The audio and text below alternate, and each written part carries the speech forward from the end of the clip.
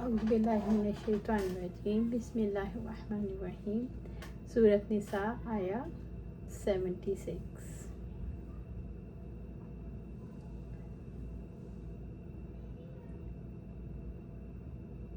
الذین آمنوا یقاتلون فی سبیل اللہ، جو لوگ ایمان والے ہیں وہ اللہ کی راہ میں لڑتے ہیں۔ ایمان والے اللہ کی راہ میں لڑتے ہیں کیونکہ ان کے وعدوں اور وعیدوں پر ایمان رکھتے ہیں۔ مومن اور کافروں کے مقاصد جنگ میں کیا فرق ہے؟ مومن اللہ تعالیٰ کے لیے لڑتا ہے اور کافر دنیا اور اس اپنے مفاد کے لیے لڑتا ہے۔ اسلام کس جنگ کی اجازت دیتا ہے؟ اسلام زمین پر اللہ کا کلمہ بلند کرنے کے لیے، تاکہ زمین پر تمام انسانوں کی زندگی اسلامی نظام کے کنٹرول میں ہو۔ اسلام کن مقاصد کے تحت جنگ کی اجازت نہیں دیتا؟ اسلام ان مقاصد کے تحت جنگ کی اجازت نہیں دیتا: کسی قومی، کسی نسل، کسی خاندان، کسی طبقے اور کسی حکومت کی برتری ہو، اقتدار کے حصول کے لیے، ملکوں کو ختم کرنے کے لیے، مال غنیمت کے لیے، لوگوں کو غلام بنانے کے لیے۔ والذین کفروا یقاتلون فی سبیل الطاغوت وقاتلوا اولیاء الشیطان، اور جن لوگوں نے کفر کیا وہ غیر اللہ کی راہ میں لڑتے ہیں، چنانچہ تم شیطان کے ساتھیوں سے لڑو۔ جہاد فی سبیل اللہ اور طاغوت کی راہ میں جنگ میں کیا فرق ہے؟ وقاتلوا اولیاء الشیطان، کافروں کو اولیاء شیطان کہا گیا، گویا یہ اشارہ ہے مسلمان اولیاء اللہ ہیں، اور اس میں ایک قسم کی مسلمانوں کی ہمت افزائی ہے۔ ان کید الشیطان کان ضعیفا، بلا شبہ شیطان کی چال ہمیشہ سے بہت ہی کمزور ہے۔ اس سے مراد مسلمانوں کے خلاف اسلام دشمنوں کے اتحاد کا کمزور ہونا ہے، کیونکہ اس اتحاد میں شامل قوموں کے درمیان بدستور اختلافات موجود تھے۔ مومنوں کو ترغیب دی جا رہی ہے کہ طاغوتی مقاصد کے لیے حیلے اور مکر کمزور ہوتے ہیں، ان کے ظاہری اسباب کی فراوانی اور کثرت تعداد سے مت ڈرو۔ تمہاری ایمانی قوت اور عزم جہاد کے مقابلے میں شیطان کے چیلے نہیں ٹھہر سکتے۔ شیطان کی چال سے کیا مراد ہے؟ شیطان کی چال سے یہاں مراد شیطان کے دوستوں کا وقتی اتحاد ہے۔ بلا شبہ شیطان کی چال ہمیشہ سے بہت ہی کمزور رہی ہے۔ سورۃ نساء آیا 77۔ الم تر الی الذین قیل لہم کفوا ایدیکم، کیا آپ نے ان لوگوں کو نہیں دیکھا جن سے کہا گیا تھا تم اپنے ہاتھوں کو روکے رکھو؟ آغاز اسلام میں جب مسلمان مکہ میں تھے، ان پر نماز فرض تھی، مال میں زکوٰۃ دینے کا حکم تھا، خواہ مال حد نصاب تک پہنچا ہو یا نہ ہو۔ فقراء کے ساتھ احسان و سلوک کرنے کا، مشرکوں سے درگزر کرنے کا، انہیں معاف کر دینے کا اور ایک وقت تک صبر کرنے کا حکم تھا۔ مسلمان دل میں کڑتے تھے اور جنگ کے حکم کے آرزو مند تھے۔ مسلمانوں پر اس وقت شدید تشدد کیا جا رہا تھا۔ اس میں تمام حربے شامل تھے: مارنا، پیٹنا، ستانا، کاروبار تباہ کرنا، مسجد حرام سے روکنا، گھر بار چھوڑنے پر مجبور کرنا۔ کفوا ایدیکم، تو اپنے ہاتھوں کو روکے رکھو، یعنی قتال نہ کرو۔ یہ جہاد کا حکم فرض ہونے سے پہلے کا حکم تھا۔ مسلمانوں نے مکہ میں اللہ کے حکم سے ظلم و ستم برداشت کیے، اس سے کئی فوائد حاصل ہوئے۔ مکہ کا دور تربیت کا دور تھا۔ مسلمان اس مرحلے میں اگر مقابلہ شروع کر دے تو قریش جو قوت میں مسلمانوں سے کہیں بڑھ کر تھے، اسلام کی قوت کو کچل کر رکھ دیتے۔ صبر کے نتیجے میں تبلیغ کا سلسلہ بھی جاری رہا۔ وَأَقِیمُوا الصَّلَاةَ وَآتُوا الزَّکَاةَ، اور نماز قائم کرو، زکوٰۃ دیتے رہو۔ اللہ کی حکمت کا تقاضا تھا کہ اپنے بندوں پر شریعت کے احکامات اس طرح فرض کرے کہ ان پر شاک نہ گزرے۔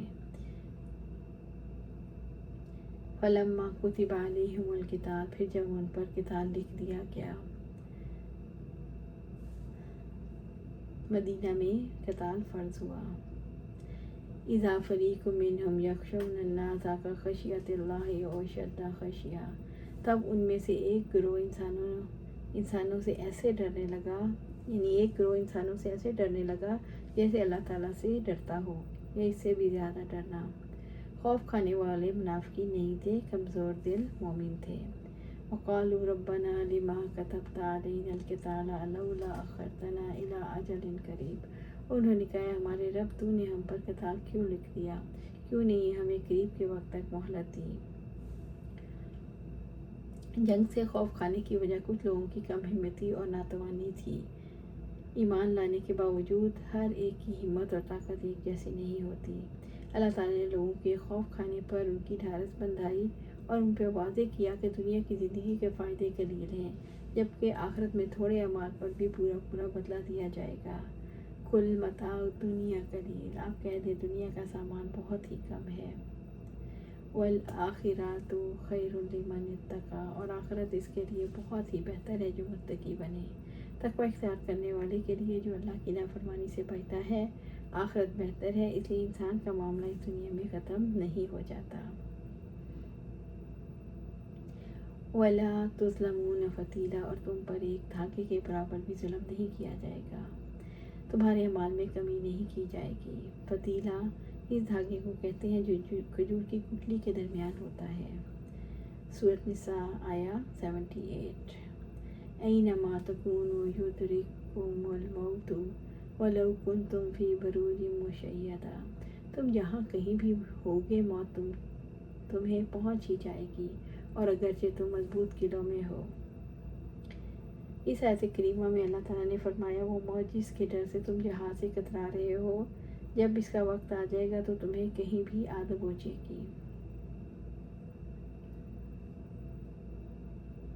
وَإِن تُصِبْهُمْ حَسَنَةٌ يَقُولُوا هَٰذِهِ مِنْ عِندِ اللَّهِ وَإِن تُصِبْهُمْ سَيِّئَةٌ يَقُولُوا هَٰذِهِ مِنْ عِندِكَ، اور اگر انہیں کوئی بھلائی پہنچتی ہے تو کہتے ہیں یہ اللہ کی طرف سے ہے، اور اگر انہیں کوئی برائی پہنچتی ہے تو کہتے ہیں یہ تمہاری طرف سے ہے۔ مصیبت کو رسول اللہ صلی اللہ علیہ وسلم کی طرف سے منسوب کرنے والے منافق اور یہودی تھے۔ کل من عند اللہ، آپ کہہ دیں سب اللہ ہی کی طرف سے ہے، دنیا میں کسی کو فائدہ ہو یا نقصان سب اللہ کی طرف سے ہوتا ہے۔ فَمَا لِهَٰؤُلَاءِ الْقَوْمِ لَا يَكَادُونَ يَفْقَهُونَ حَدِيثًا، پھر لوگوں کو کیا ہو گیا ہے کہ قریب نہیں ہے کہ کوئی بات سمجھے۔ اس آیت کریمہ میں ضمناً ان لوگوں کو کی مداح کا پہلو نکلتا ہے جو اللہ اور اس کے رسول صلی اللہ علیہ وسلم کے احکام کا فہم رکھتے ہیں، نیز اس فہم اور اس کے اسباب کے حصول کی ترغیب ہے۔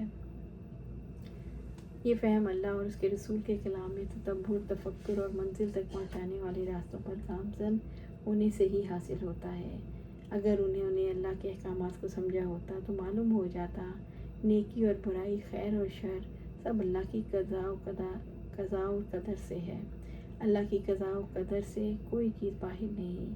انبیاء رسول اور ان کی لائی ہوئی تعلیمات کبھی بھی شرکائے باعث نہیں ہوتی، کیونکہ وہ تو دین اور دنیا اور آخرت کی بھلائی سے مابوس کیے جاتے ہیں۔ سورۃ نساء آیا 79۔ ما اصابک من حسنۃ فمن اللہ، جو بھی بھلائی تجھے پہنچے سو اللہ کی طرف سے ہے۔ حسنہ سے مراد وسعت، کامیابی اور غنیمت۔ وما اصابک من سیئۃ فمن نفسک، برائی تیرے نفس کی طرف سے ہے۔ سیئہ سے مراد برائی جیسے سختی، آزمائش، شکست، زخم اور قتل۔ وَأَرْسَلْنَاكَ لِلنَّاسِ رَسُولًا وَكَفَىٰ بِاللَّهِ شَهِيدًا، اور ہم نے آپ کو لوگوں کے لیے رسول بنا کر بھیجا اور اللہ ہی گواہ کافی ہے۔ اللہ نے محمد صلی اللہ علیہ وسلم کو کن لوگوں کی طرف رسول بنا کر بھیجا، اور ہم نے آپ کو لوگوں کے لیے رسول بنا کر بھیجا، یعنی سب کے لیے، صرف ایک قوم کے لیے نہیں بلکہ رہتی دنیا تک کے لیے۔ وَكَفَىٰ بِاللَّهِ شَهِيدًا، اور اللہ تعالیٰ ہی گواہ کافی ہے۔